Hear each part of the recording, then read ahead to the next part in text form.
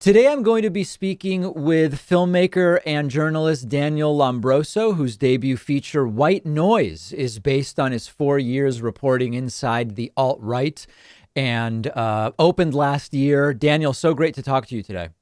Thank you for having me on the show. So, in the film, you spend time with at least some folks that I know to some degree. I've interviewed Richard Spencer a few years ago, and it was sort of a interesting experience, which we can talk about. I mean, I guess first to kind of set the stage, what was the goal here? How did you get into covering the alt-right, and how did you end up basically meeting a lot of these people and spending time with them? So I was one of the first reporters in the country to start covering the alt-right, right around when actually you were putting out these really important primers on the movement. And I was watching them at the time. If you go back to 2016, when Trump was a candidate, the movement was not getting a lot of attention. And I was a young reporter at The Atlantic at the time. And, I just said to my editors, like, there's this fiercely anti-Semitic, racist movement that's bubbling up online at the time on Reddit and obviously 4chan as well. I had only graduated from college a few years earlier, so I saw, aspects of that on college campuses already. And I just said to the editors of The Atlantic, this is something we have to pay attention to. It's only growing in strength. A few months later, I started covering Richard Spencer before he was a household name. And I was the one who actually caught a room full of people breaking out into Nazi salutes. You might remember that viral video at the time. Yep. And that was really important because it clarified that this wasn't just a group of edgy conservatives like the way it was covered. And I think you also did a great job of clarifying that at the time. This was fundamentally a white nationalist movement, and it needed to be covered, with the utmost due diligence and care. When Charlottesville happened about 8 months later, the Atlantic understood that this was only growing in strength, and they gave me the space to produce a feature film. So that's when it really became a full-time project. When you look at your time spent with these folks, and I know you've covered Richard Spencer, you've covered Mike Cernovich, you've covered Lauren Southern, and many others. I'm curious your thoughts on whether we can make any more general assessments of the goals of these folks, because to some degree, I feel like many of them recognize that their goals, at least as stated, are not likely to become a reality anytime soon. And so that leads me to wonder about whether this is essentially a marketing of some kind, marketing themselves, PR, essentially becoming known within a movement and less about actually achieving the movement's goals, or whether, or whatever. I mean, I guess that's I'll leave it there. It's a great question. I mean, it really runs the gamut. I think fundamentally this is a violent movement. Richard Spencer, who coined the term alt-right, he believes in a white ethno-state. It might sound like a flashy word, but what it means is a country that has, let's say, 90% white population. The US is 63% white and declining every year. I think that's great. We should live, not that we cheer for that, but it's great to have a multicultural country where everyone gets along. To get to the 90% white ethno-state, we're talking about mass deportations. We're talking about ethnic cleansing. Like, those are fundamentally racist ideas. But then you get the other side of it, and White Noise really is all about the spectrum of the alt-right and how it goes, all the grifterism that's a part of it. You get a guy like Mike Cernovich who, is happy to benefit from the racism and how it can help you build a brand. And you see over the course of the film that he's selling skincare products, he's selling pills, he's making money off of big parties in like some crappy bar in New York City. There's so much about it that's opportunism, it's celebrity, it's vanity. So the motivations are mixed, and I think that's why people are having a lot of having trouble sometimes making sense of what happened Wednesday. They're saying, is this serious or is it LARPing? It can be both. And I found that it was both. Yeah, I mean, it seems like in a country of 331 million, there's plenty of room for all of the above to be examples of it and to still have plenty of everything. Exactly.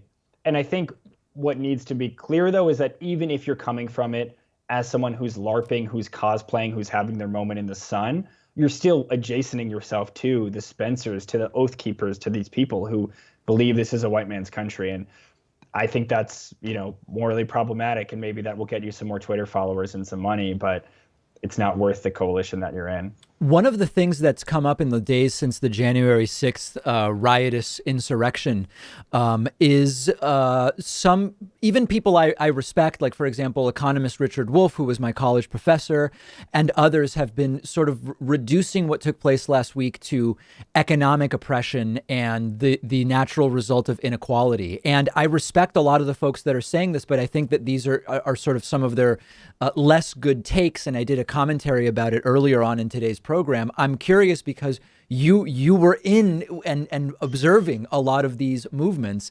What can we say about the degree to which economic oppression plays a role, not for people like Spencer, who I believe is from a wealthy family individually, but in the people that follow these movements?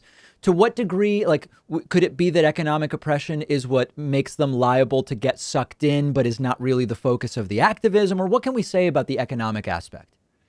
I think the economic anxiety argument is nonsense. No offense to the professor. I mean, most of the people that I covered were upper middle class, highly educated. They live in New York, D.C., Los Angeles. All the scenes in my film take place in liberal enclaves: San Francisco, Southern California, D.C., many others. I mean, that's where these movements have strength. And of course, they attract foot soldiers from Alabama and whatever, but this is not like your granddaddy's racism of people in trailer parks, like burning crosses. And of course, there's some of that iconography, but this is the leaders down to the followers are really like smart, educated kids, who've been radicalized by these ideas. And you ask about how it happens. It's not because they're hit with high taxes and they feel like it's tyrannical and they just want a more libertarian state. Maybe there are a few of those people. I met very few of them. What it really is that these people are selling you on a promise that you might be a bored, unemployed kid in your mom's basement, but you're actually a descendant of a crusader, of a Greek, of a Roman, that you could take part in this amazing historical legacy. And I think that's a really intoxicating narrative, to see that you're not just, a disaffected kid with no sense of purpose in the world. You could take part in something larger. And that's what they're really appealing to, is this sense of narrative, kind of the sense of purpose, existential purpose. Well, when I've interviewed former KKK neo-Nazi types, Frank Mink and Scott Shepard, and a lot of these different interesting people, and those who have spent time with them, folks like Daryl Davis, as an example, the thing that invariably comes up is that they were pulled into these movements from a very particular circumstance, which almost always is lack of connection to other people, often parents, but not necessarily, feeling out of touch with anything that they would call community. Sometimes there's abuse, psychological or physical, that's going on. And for the most part, they will recognize these are the ones that made it out, right? So it's a self-selected group, but they will recognize that the ideology could have almost been anything from whoever kind of presented them with empathy and connection and a place where they could belong. Can you talk about that a little bit in the experiences you've had researching and doing the film? It's a great point. I mean, when you're inside the movement, it feels like a subculture that could be any kind of subculture. It's almost like they're internet celebrities who happen to be racist. And of course, the racism is important. But what you notice immediately is the commonalities, the code of communication. They all dress the same, 20th century, like Hitler Youth style haircuts. Many of Richard Spencer's followers wear short shorts, and they're all drinking the same drinks like whiskey. They're all eating the same foods. There's all of these in-group jokes. I mean, it's really a community. It's a cult like any other. And I've done a lot of embedded reporting in other types of fundamentalist movements, but any sort of community. And it resembles any sort of tight-knit community where the community is conferring importance onto the followers, giving them a sense of purpose in the world. And I think if you track it to the individual, all of them have a sense of resentment. They feel like that they haven't been given their due in the world. So Mike Cernovich was an out-of-work lawyer. His first wife was very successful. She's a lawyer at several big tech companies, and they got divorced. He took a lot of her money, and he took a lot of money in alimony, which is very, beta for the so-called alpha male. And he felt really resentful that he never really took off as a lawyer. And then he found a niche in this world. He became someone prestigious on the far right, mainstreaming everything from Pizzagate to that Hillary had Parkinson's. He became a person of status. And I think that's what this can provide. And the list goes on and on. Richard Spencer was an out-of-work journalist, never got any attention. And then one day Trump ran, was the gasoline that Spencer needed to start the engine. All of them, especially the leadership, share that kind of story where the movement gave them a purpose in the world. Not that this was the most important thing you just said, but it just kind of piqued my curiosity. You say they eat the same foods. What foods are they eating? That's interesting. There's a few funny examples. Lauren Southern, who's one of the three characters in the film, and I think probably the most interesting, her boyfriend at the time, they've now broken up. We joked, was a culinary white supremacist because he told me he refused to eat, quote, non-European foods. Really? So I filmed them on a date once, and he wouldn't touch the ketchup because he claimed ketchup was originally derived from China, from the word ketsup or something. So he wouldn't touch the ketchup, and we ate at like a British pub in Toronto. They ate. It's in the film, and it's also in an article I wrote about Lauren, and that section of the story went totally viral on Twitter because it's just absurd and hilarious. Yeah, that's interesting. Like, I wonder, is Brisket considered white Russian or Jewish? Like, would Brisket be acceptable? I wonder where they would come down on that. Well, Jews are not part of the ethno state, and Right. I'm Jewish, and I was on a road trip with Spencer to one of his shoots, and the car broke down once, and we were stuck in Central Florida in pitch black at a gas station for a few hours. And I said, Richard, like, can I be a part of your ethno state? And he was like, I'm sorry, Daniel, but it's not going to work.